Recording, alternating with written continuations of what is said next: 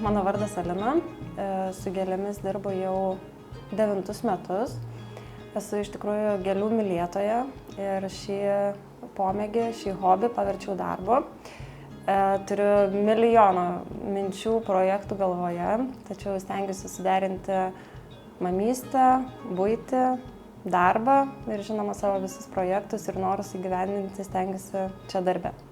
Ir apskritai man floristika, kaip aš sakau, puokštės yra tartum paveikslai, o gėlės yra tartum akvarelė ir tu tiesiog tapai ir kuri tas puokštes tokius kaip ir savo paveikslus. Kaip menininkui yra tikriausiai svarbiausia laisvė kūryboje, net ir su gėlėmis.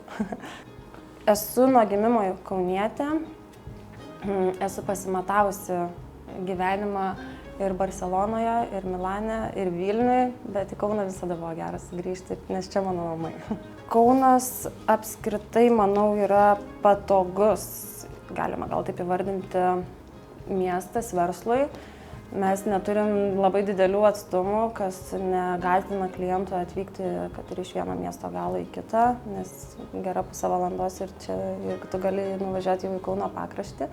Apskritai manau, kad kauniečiai labai palaiko naujas vietas, naujus verslus, dalinasi iš lūpų į lūpas, tai tokia tikriausiai geriausia yra reklama ir sakau, tikrai palaikome vieni kitus. Tas labai smagu yra. Kaune yra pakankamai daug laisvų nišų dar kūrybai, kurios po truputį užsipildo ir mano akimis žiūrint gana sėkmingai.